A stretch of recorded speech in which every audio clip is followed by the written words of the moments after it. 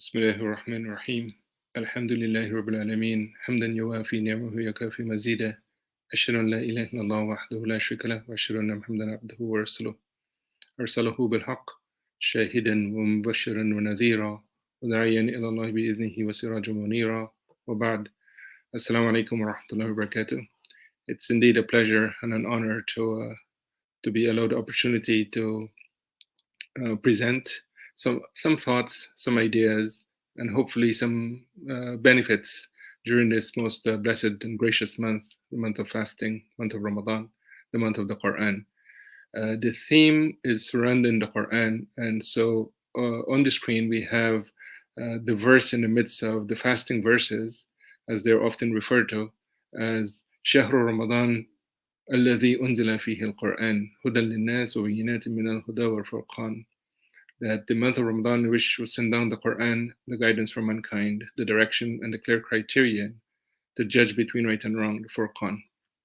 So today I wanted to use the moments that we have, the few minutes we have, to present some specific matters regarding the Quran or a particular matter that is of great significance and importance. So inshallah, to do that, I need to sort of set the stage. And the stage is surrounding three primary frameworks. Our great imams and scholars, may Allah reward them immensely, they typically would find a way and position things within frameworks. And so we have different methodologies for the various sciences. And so I wanted to, before I get to what exactly I'm going to speak about, I wanted to present and consider three frameworks. So the first framework is who are we as human beings? And so we are comprised of a physical and a spiritual. And Allah, when He created us, we know that in the Quran, Allah makes reference to the pre-worldly existence. When He asks the question in the Quran, Alastu bi Rabbikum, and we all testified, Qalu bala shahidna. So we all testified. Most certainly, Allah asked, Am I not your Lord? And so in this world, we are actually spiritual beings being placed in a physical body. And as we journey through this world, we are actually engaged in ensuring that this spiritual, which we will term as the soul, which defines the essence and the real nature of the human being, is looked at. There are some terminologies that one can, and probably most likely, have heard it, have encountered it, either through reading or through speeches and lectures and things like that, or studying even. And so we have four sort of distinct features, or if you wish, functions of this spiritual, of the soul. We have the nafs, which is the lower self, the ego. We have the qalb, which is the spiritual heart. We have the aql, which is the intellect, and we have the ruh. Likewise, we have this sort of spiritual self, or spiritual soul, if you will. It has three general stages. And we know of them as nafs al-ammara bisu, nafs al-lawwama, and nafs al-mutma'inna, as shown on the screen. So our journey in this life, part of it, and a significant part of it, and a very important part of it, is to find ways and means to subdue or reduce the impact of the ego, the lower self, the nafs, and in turn to purify the qalb, which is the spiritual heart. And this comes about as well through refining the behavior and conduct and character of ourselves. So that's the first framework. The second framework is that, as it says, awakening, transforming, and purifying the spiritual heart, the qalb. As we turn our attention towards the divine realm, Allah subhanahu wa ta'ala, the qalb is the one that, the qalb is the place where we then use various mechanisms, various means consistently understand through knowledge and through efforts, significant efforts, sincere efforts, to purify this qalb. And there are a number of mechanisms that Allah has given to us and His Prophet ﷺ, which are highlighted in the diagram there. The one that I'm going to focus on actually is the Quran. And that's the primary one because of the theme, but be aware that there are others that Ramadan itself presents for us because of the fasting and because of the subduing of the desires. Um, there are other elements that sort of become significant and important, like dhikr, like fikr, salat and salam, du'as, the limbs engaging in good deeds, like sadaqah, being generous, and so on and so forth, including the pillars as well. So the one in the pinkish color is the one that I wanted to take us to the next framework. So all these are mechanisms by which we can endeavor to purify the spiritual heart, the qalb. So the next framework is a Quranic framework, and that's primarily because that's the theme that we've been looking at throughout the month so far. So here we have, the prophetic inspiration. Each one of the boxes have a hadith from our Prophet ﷺ highlighting the circular item there. And so when we look, as we said, the Ramadan is known as the month of the Quran. When we look at this sort of pattern here, we see that there are various dimensions one can engage the Quran with. And the Ramadan effect, as I call it, just using terminology, is engage in its recitation, its contemplation, it's either listening to it, reading its meanings, reflecting upon its message, studying it as well, teaching it to others, reading tafsir and things like that. So we see that the Prophet ﷺ has inspired us to have a variety of engagements with the Quran. As we read this Quran, as we contemplate it, we'll come across something that is very significant, and that is the plea of the believers to Allah subhanahu wa ta'ala, various pleas.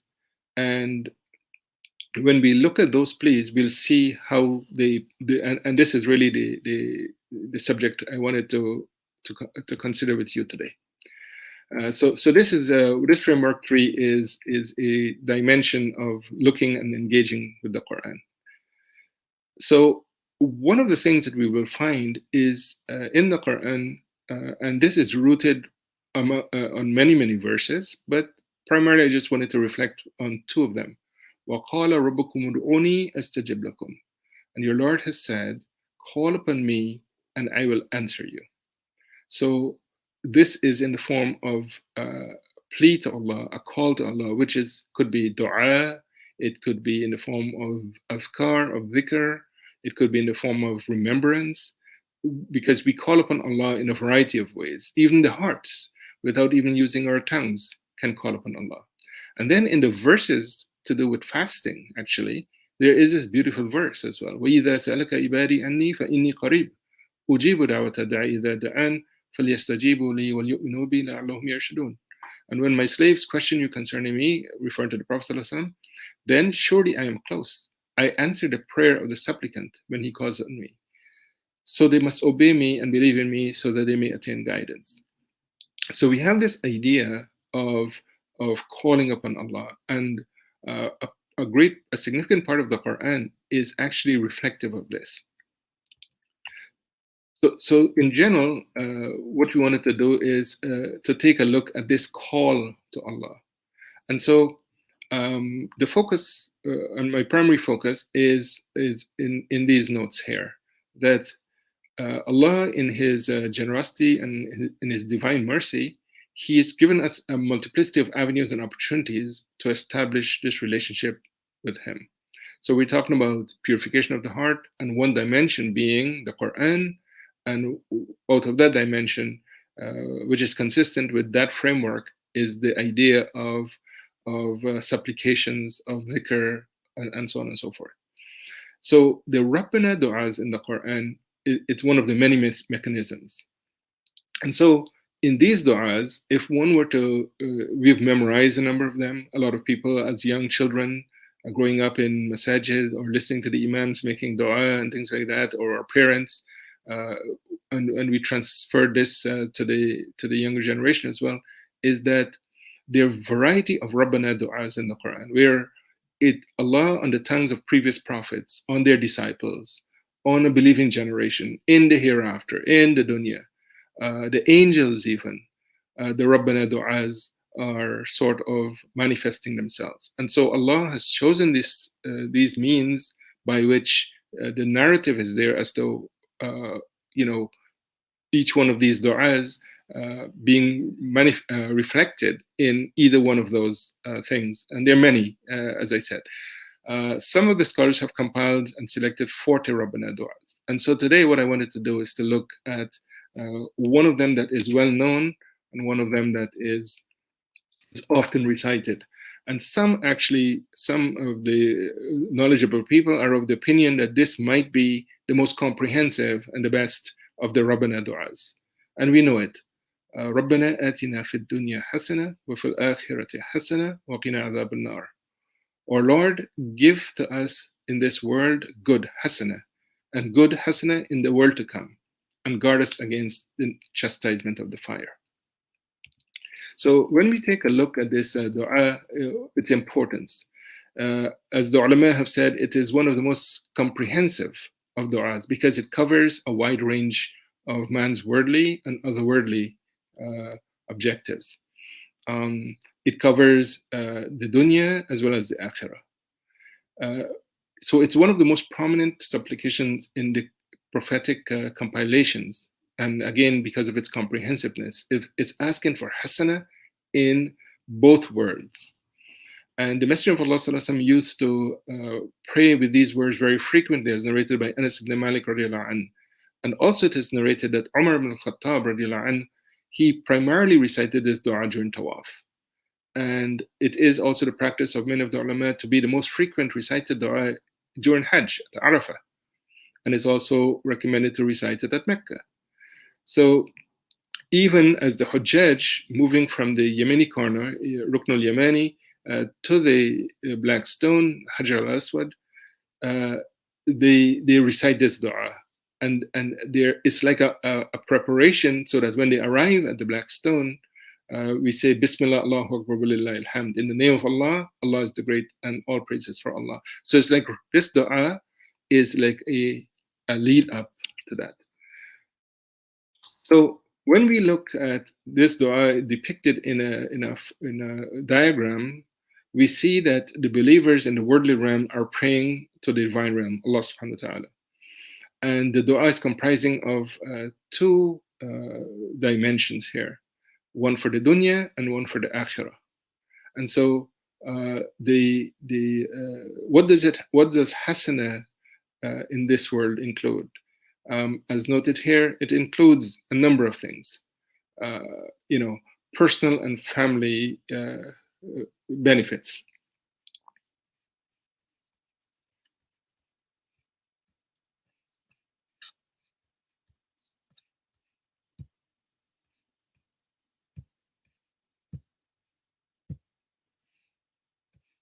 It's just very small. I can't read it, but let me bring it. Okay, so personal and family health, increase and benedictory sufficiency, which is barakah, in lawful livelihood, the fulfillment of all needs, virtuous deeds, desirable morals, beneficial knowledge, honor and prestige, strength of faith, guidance onto the straight path, perfect sincerity and worship.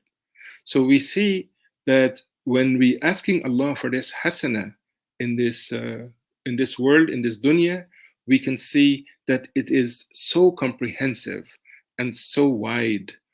And so when we encounter and inshallah, the next few weeks, I'm going to pick a few of these Rabbana du'as as well. But the point being is that ultimately, as we're connecting with Allah subhanahu wa ta'ala with the Quran, and as Allah is teaching us these calls, it is to, in essence, um, you know, not only purify our hearts, the spiritual heart, which is the qalb, but also to turn that heart sincerely to Allah subhanahu wa ta'ala. And in so doing, we're hoping for Allah's what? Look at the other side. On the other side, in the akhirah, what are we hoping for? We're hoping for good in the hereafter as well, and which we're asking for too. And this is, we're asking for, the good includes here, the hasana includes everything from paradise with its countless and endless blessings, the pleasure of Allah subhanahu wa ta'ala and His contentment, the honor, the privilege, and the reward of the vision of Allah subhanahu wa ta'ala, and the company of the Messenger of Allah sallallahu alaihi wasallam, among the things that are the hasanat in the hereafter. And in this dua also, we are concerned about our well-being in the hereafter, and we ask from the, Allah to protect us from the safety from the punishment of the fire. So we have these du'as, these Rabbana du'as. We've memorized them. We've read them. We've passed it on to children and grandchildren. But likewise, we need to be fully cognizant and conscious of what it is that we're saying and how we're pleading to Allah. And then the ultimate goal and objective is that spiritual purification that we're endeavoring to have. Because we realize that in the Quran, Allah mentions that we will come, just to paraphrase, we'll come on the day of judgment, and nothing will be of use to us except a qalbun salim, a sound heart.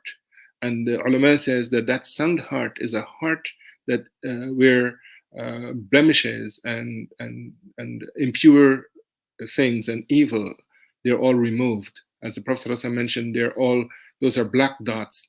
And by virtue of these du'as and the multiple other mechanisms, Allah subhanahu wa ta'ala will purify that heart so that it can turn towards Allah subhanahu wa ta'ala. And then we can be the recipients of the nafahat that is mentioned in that particular framework. We ask Allah subhanahu wa ta'ala in dua for Him to bless all of us, to accept our ibadat, our fasting, our adhkar, our du'as, our Quranic recitation, our efforts to memorize, our readings, and all the different things that we will be doing, the salat and salam upon the Prophet sallallahu alaihi wasallam, and so on and so forth. May Allah increase us, may Allah elevate us, and may Allah bless all of us. Wa akhiru da'wan and alhamdulillahi rabbil alameen. Wassalamu alaikum wa rahmatullahi wa barakatuh.